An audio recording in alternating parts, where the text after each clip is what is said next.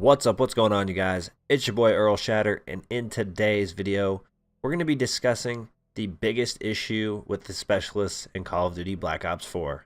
Before we get into the rest of the video, if you guys do enjoy yourselves at any time, make sure you guys go down below and show your support by hitting that like button. We do have a goal of 50 likes on today's content, and I think with all of your guys' support, we can smash that goal. Also, if you guys are new and want to find your way back to the channel, make sure you guys do subscribe and hit that notification bell so you don't miss out on any future content. Specialists, in terms of how old the series of Call of Duty is, aren't that old whatsoever. However, this is our third year having specialists implemented into the game. They have changed a bit over time.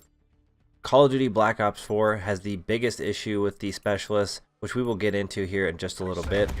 On Call of Duty Black Ops 3, which was actually the first Call of Duty title in the series to have specialists implemented into it, the specialists were a little bit different. Obviously, we see a lot of them returning again in Black Ops 4, but obviously with a little bit different aspect to them. In Black Ops 3, you had the choice between a specialist weapon and a specialist ability for each of the specialists out there. However, you had to choose this before the game even started. It was actually a part of your loadout. Whatever specialist you chose and whichever the weapon or ability that you chose, it was actually who you would be going into each and every match. So there's a little bit more limitations. You know, you technically could have everybody running the same specialist. So it's kind of easy to tell already at this point that the system has evolved a little bit. Honestly, even in Black Ops 3, the specialists were not ideal. However, they were a little bit less noticeable, as if you were able to survive past somebody using one of their specialist moves once, you were likely not going to see it for a long time in that match. Typically, you would only see these abilities or specialist weapons used like once or twice a game, so they weren't very overpowered, and typically you didn't see a ton of them. In Black Ops 3, it didn't overall feel like these specialists were rewarding less than average players by giving them kills for free. Didn't seem like a lot of kills were given to any players for free with these specialists for the most part at all. Some of them were just support. I know one guy had active camo, Battery, she had reactive armor. Some of these things were just, you know, for a support or just to benefit the player to keep them on their streak. And then a couple of them did have weapons and things of that nature. But overall, the balance just seemed to be a little bit more there. Although it's an Infinity Ward game, when Call of Duty Infinite Warfare came out, we did see the return of these specialists once again. Specialists were a little bit different in Infinite Warfare, as they weren't necessarily a weapon and a ability. So I think some of the guys had two abilities. I want to say one had Rewind, and then he also turned into like the Reaper dog thing. So there was that. Some of them were a little bit ridiculous, but overall, for the most part, you found some balance. The specialists in Infinite Warfare did not seem nearly as bad as they do in Call of Duty Black Ops 4. I just think overall in Call of Duty Infinite Warfare and even in Black Ops 3, you were just a lot less likely to be hit by a specialist. Therefore, people didn't notice it as much. And once people were adjusted to the whole idea of specialists being in the game, a death or two here and there was actually more expected from people. After looking back at both the last two Call of Duties and the specialists that they use in those games, I'd honestly prefer something similar to those two systems than what we do have currently. Honestly, the most ideal thing would be to have no specialists whatsoever, but obviously if we have to have something, one of those systems, either of the ones we've saw in the past 2 years, would be more suited or better than what we have in Black Ops 4. Obviously in Call of Duty Black Ops 4, the specialists return yet again, as this is actually what this video is all about. The biggest issue with the specialists in Black Ops 4. Now, a lot of the same and similar faces we've seen from Black Ops 3 make their way and return in Black Ops 4. Some of them have different abilities. Some of the abilities or weapons have changed. Regardless, the specialists are back and they have a new twist.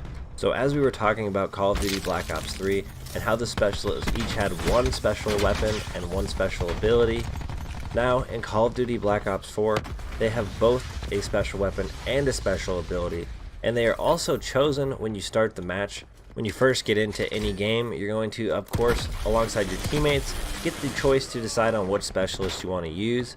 Obviously, if someone chooses the specialist that you would like, then it would, of course, be eliminated, and you will not have the ability to choose that specialist, forcing you to choose one that maybe you don't like or enjoy just as much. This is a big issue, at least in my opinion, as obviously back in Black Ops 3, you had the ability to choose whichever one you liked, whichever one fit your playstyle. Now you have to select it right when you get into a match. This is basically encouraging people, obviously, to use different specialists, but of course, it also ensures that you probably won't be able to use the specialist that you enjoy each and every match, depending on the match that you're in. I want to say that TDM and Kill Confirm, you do have the ability to use 2 on each team, so that does obviously increase your chances of getting the specialist that you like. However, limiting the amount of people who can use what specialist on a team, of course, is beneficial, as some of these specialists do provide some less than ideal abilities and weapons, so having a full team of any of these people should probably be a rough time for anyone. So like we were saying before in Call of Duty Black Ops 3, each of these specialists, again, do have a weapon and an ability. However, unlike Call of Duty Black Ops 3, you now are not forced to choose one or the other. You are equipped with both going into battle. Just as long as you choose the specialist you like, you will have access to their weapon and their ability. The abilities typically are used quite a bit more often throughout the match. I do see these like at least 3, 4, 5 times a match, depending on if somebody's using equipment charge or not. And then you do have their overall specialist weapon, which then is probably only seen around twice a match. Typically, this is obviously something that is different between each specialist. Some are more lethal and others are obviously for support.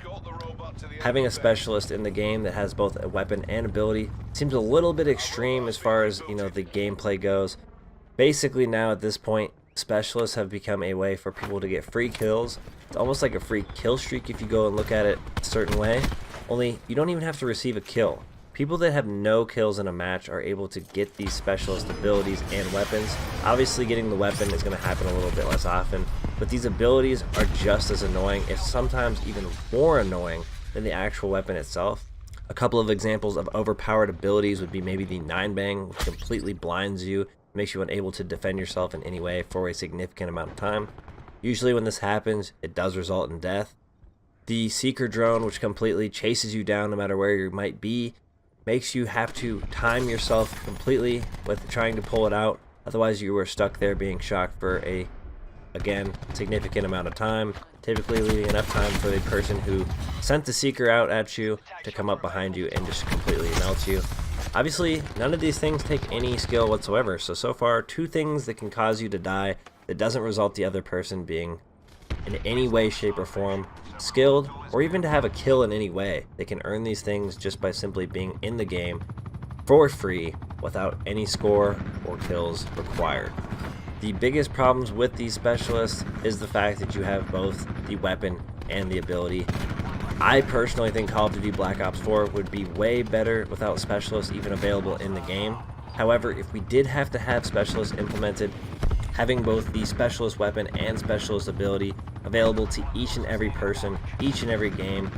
I mean, the abilities come in 3, 4, 5 times a match depending on the equipment charge. That's absolutely devastating. And yes, each and every time this is called in, a good player does have a potential of dying, and not in a way that revolves any skill whatsoever. A lot of people out there probably wondering, well, why does this matter? Why is this a big deal? Who cares if the people who are always sweating and trying hard are playing the game or not? The reality is it affects us all. Honestly, the more people get fed up with the game, the less people that are going to play it. Regardless if they're good or bad players, it doesn't matter. The smaller the player base, the more the franchise dies and the less overall views this game will get. None of this stuff is good for the community. We all want the game to succeed. We all want to enjoy Call of Duty. And specialists, in the way they are now, is just not the answer. A lot of people are putting down the game, and it's only been just a few months in, because there is not a lot of reward for people who get, high kill streaks, who overall try to improve themselves. I mean, we do have a nuclear medal in the game, but there is no physical callable nuke to come in. So it does seem kind of crazy to me that we have so much pushing against the players that are actually getting kills and going on streaks, and not enough emphasis on trying to make players get better and overall improve their gameplay. The biggest issue with specialists in turn ends up being the fact that we have both the weapon and the ability, and we can get them multiple times a match, ensuring that people have the ability to get multiple free kills a match, not overall rewarding those people who typically go out there and slay or get big streaks or try to drop nukes or anything of that nature.